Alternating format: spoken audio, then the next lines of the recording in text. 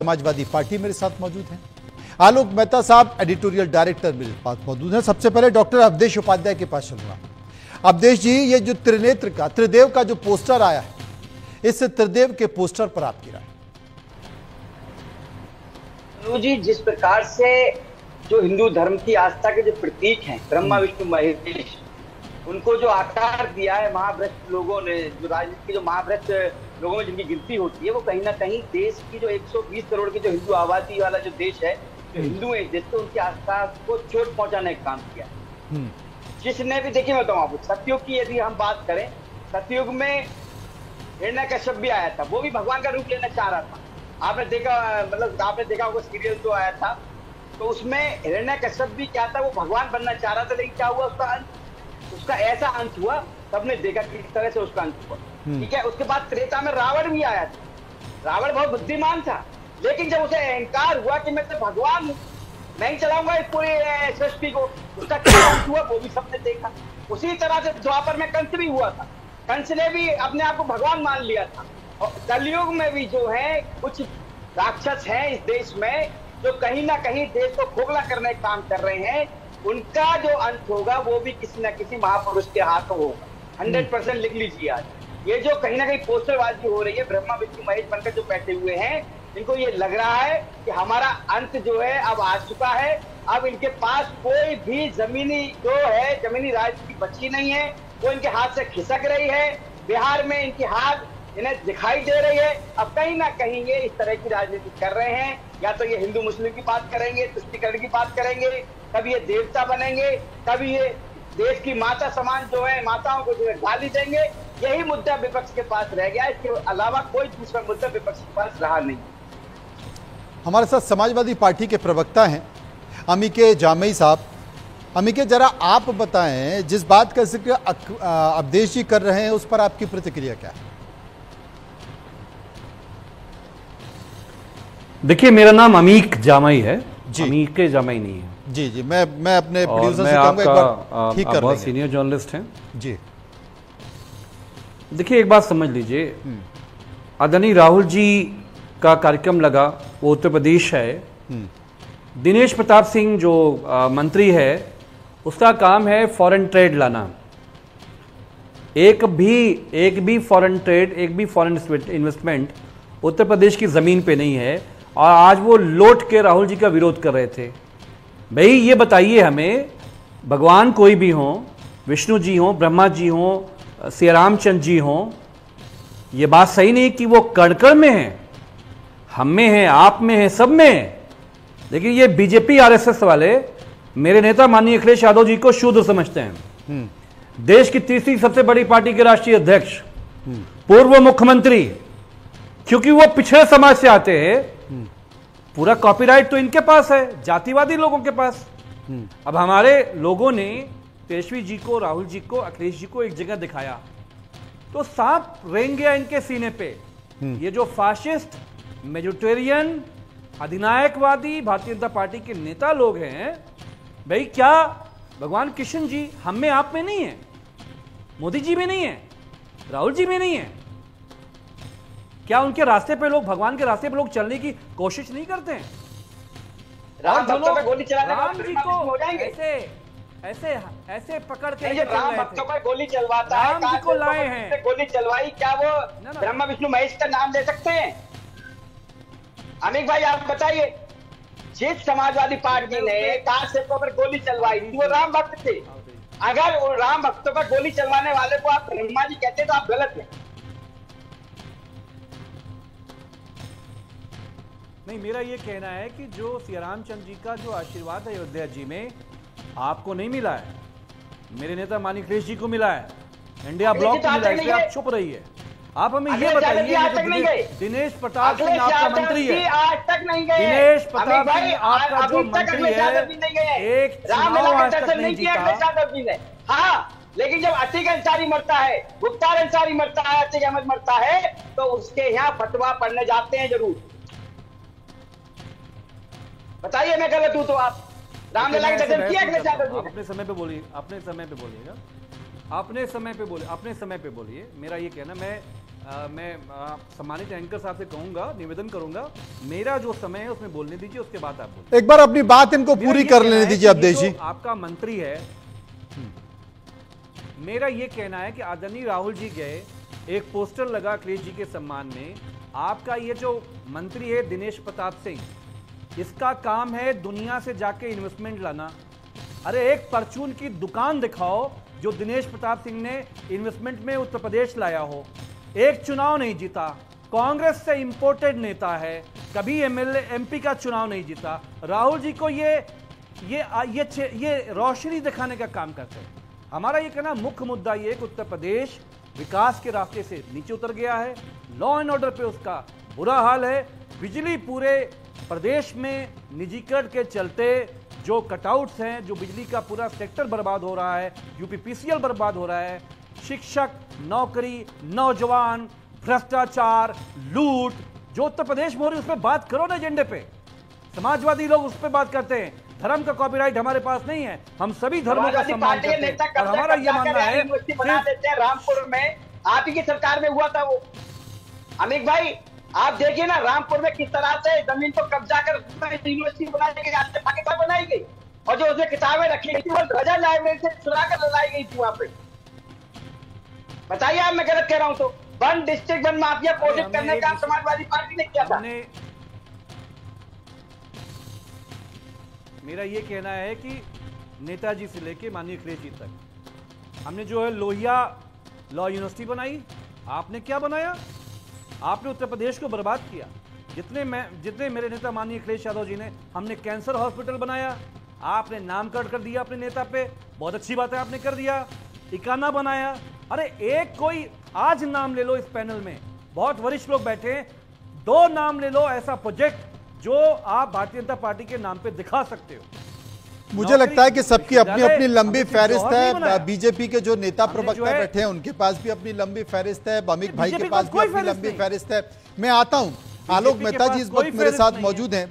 आलोक मेहता जी, जो चर्चा हो रही है वो आपने सुनी, लेकिन इन सब के बीच जो आज हम चर्चा जिस पर करने वाले, एक पोस्टर लग गया है, पोस्टर में विवाद इस बात का जिक्र हो रहा है। तमाम भारतीय जनता पार्टी के नेता इस बात को मुद्दा बना रहे हैं कि साहब ये देवी देवताओं का अपमान है, और इनमें जो ब्रह्मा विष्णु महेश की संज्ञा दे दी गई है फोटो लगा के।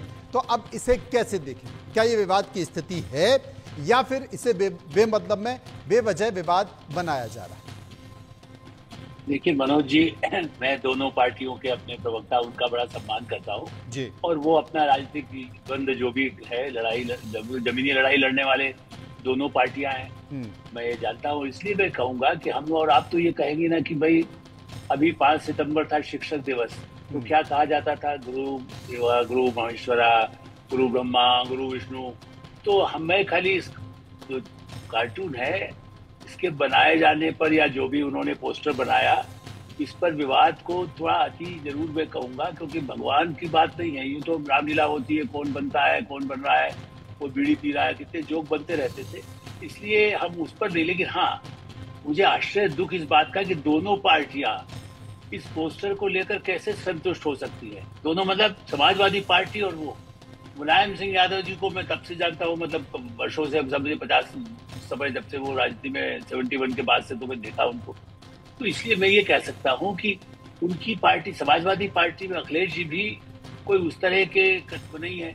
अब कल कोई बना देगा भाई भस्मासुर शिव जी बनाया है, आप कह देंगे भस्मासुर है राहुल गांधी, तब भी खराब लगेगा। किसी और को कोई बना देगा तो अब फिर कहेंगे कि ये क्यों बनाया है।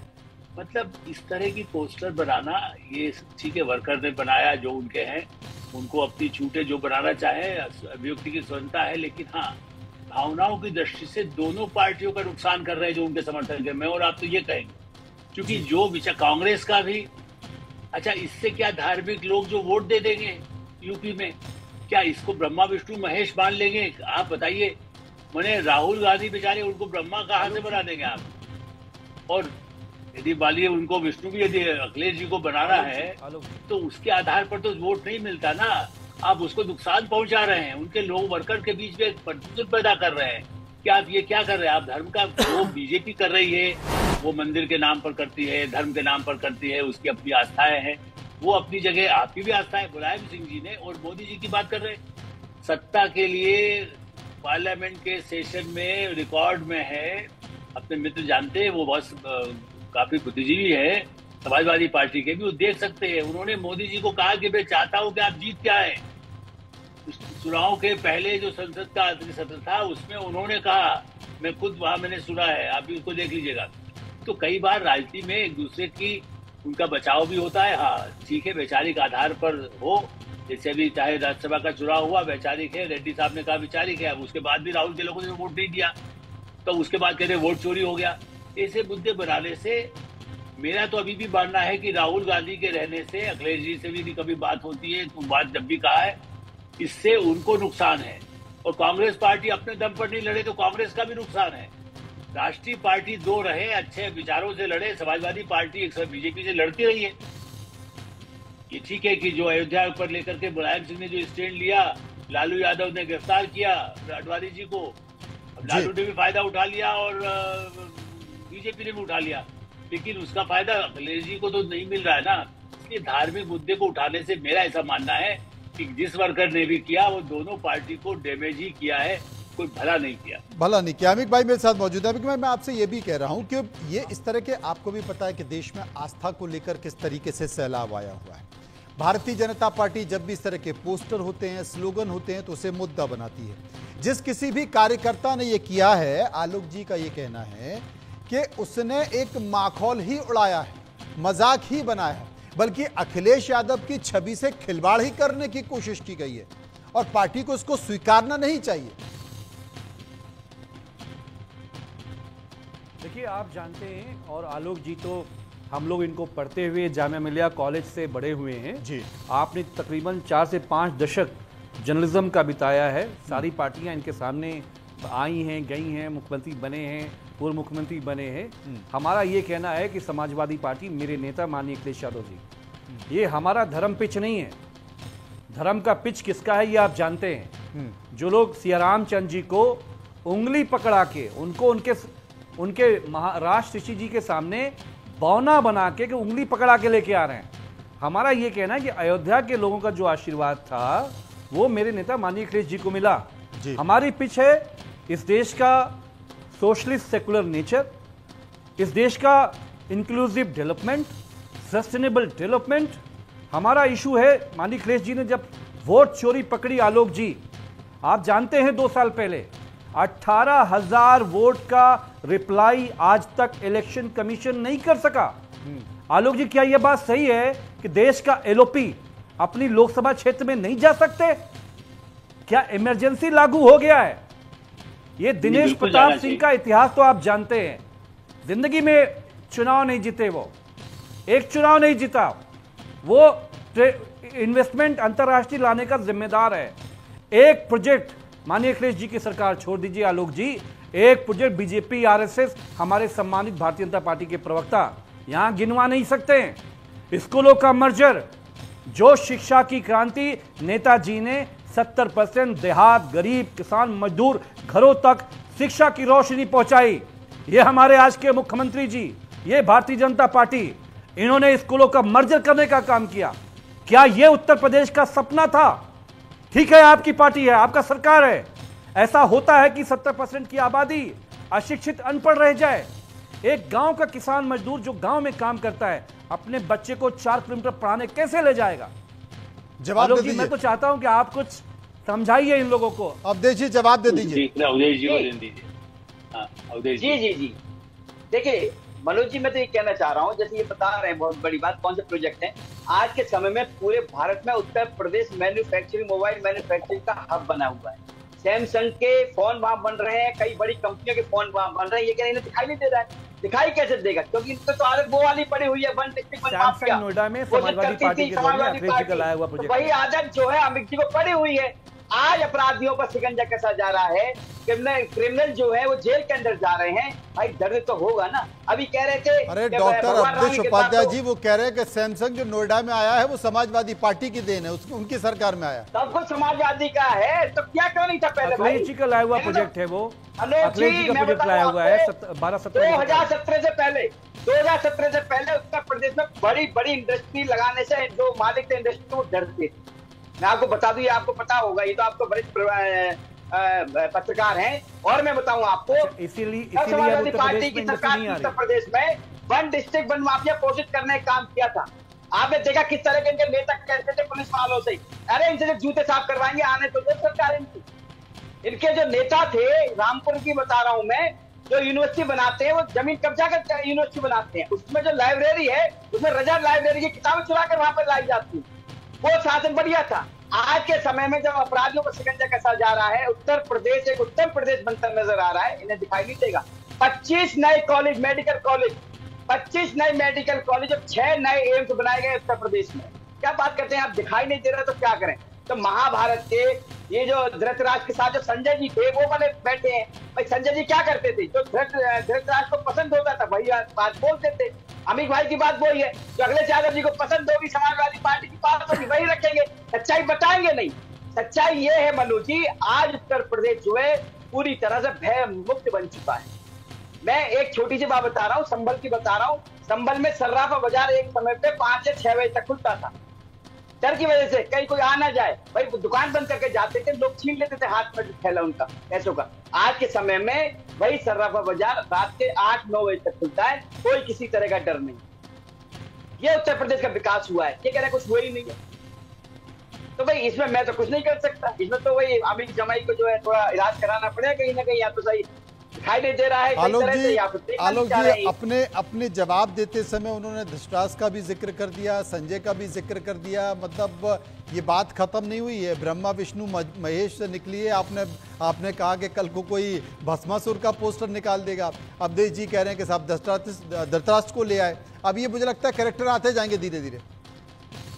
देखिए मुझे ऐसा लगता है, जैसे अभी भाई भी कह रहे थे, मैं भी ये बात मानता हूँ कि विकास की योजनाओं पर चर्चा हो, निश्चित रूप से वो जो मुद्दा उठा रहे हैं आप उस पर बहस करें। लेकिन मैं इसलिए बार बार कह रहा हूँ कि अयोध्या का आशीर्वाद उनको मिले। हनुमान जी के भक्त तो मुलायम सिंह जी भी थे बहुत ज्यादा, बहुत वो, बल्कि संघ के लोगों के पैर छूते हुए मैंने उनको देखा है। मैंने इसलिए कि उनको इज्जत पढ़े लिखे हैं, मैं नहीं कह रहा हूँ वो संघ के वहां शाखा में गए, लेकिन फिर भी यदि उनको सम्मान लगता था तो करते थे। इसी तरह अखिलेश जी भी, अब देखिए आपने जब कहा तो मैं खुद ये तो नहीं बता रहे, मेरा तो कहना है कि कानून व्यवस्था यदि अच्छी हुई है, उसके साथ में समाजवादियों का भी समर्थन, यदि उनके समय की कोई योजना या मायावती की समझ की योजना को यदि क्रियान्वयन भी ठीक से हुआ, जो बिहार में बुरा हाल हुआ ना लालू यादव जी के समय में। देखिए यूपी में इतनी स्थिति पहले भी नहीं थी कि बिल्कुल कोई नहीं आएगा। बिल क्लिंटन आए, अमर सिंह जी ने जो किया पार्टी की वजह से किया या उनके संपर्कों से किया। आज मुलायम सिंह जी और अमर सिंह जी जब गए थे, वही हिंदू जाने, मैं इनको बता देता हूँ, शायद हमारे बीजेपी के लोग नहीं बता पा रहे, कि बहुत बड़ा जो फैक्ट्री लगाई है गाड़ियां बनाने के लिए, बसों बनाने के लिए, वो अपने आप में बहुत बड़ी पूंजी निवेश हुआ है। तो वो शायद हो सकता है कि वो संबंध उनके बदले, लेकिन बीजेपी के कारण आने के बाद उनको लगा कि हाँ यहाँ पर हम एक बड़ी फैक्ट्री लगा सकते हैं। तो ऐसी डिफेंस की फैक्ट्री की बात हुई। मुलायम सिंह जी जब रक्षा मंत्री रहे उस समय तो कई स्थितियां अलग थी, खाली सुखोई आया, ये आया, वो अलग बात है। लेकिन उससे ज्यादा बड़ी बात यह है कि डिफेंस इंडस्ट्रीज लाने की जो बात है उत्तर प्रदेश में, यदि उसमें दोनों मिलकर, देखिए और मुद्दों को लेकर के लड़े तो कानून व्यवस्था ठीक नहीं है, शिक्षा के लिए कई कमी है। हुआ यह है कि कार्यकर्ता समाजवादी, मैं फिर से आऊंगा, आज की बहस में कांग्रेस के प्रवक्ता होते तो ज्यादा अच्छा होता, क्योंकि कांग्रेस, मैं कांग्रेस को जानता हूँ, इसलिए मैंने कहा कि कांग्रेस के कारण समाजवादी जो अच्छा किया है वो भी खत्म हो रहा है। आप बताइए, संजय गांधी, अमित भाई पूछ लीजिएगा, मेरे पास तो पूरी रिपोर्ट है, मैंने खुद ही लिखा था। संजय गांधी ने अमेठी का श्रमदान करके, मैं साप्ताहिक हिंदुस्तान में था, 4 पेज की स्टोरी लिखी मैंने, श्रमदान करके वो सड़क बनी है रायबरेली अमेठी के बीच, जिसपे उस समय श्रमदान कौन लोगों ने किया था। समाजवादी भी जमीन के काम करते थे।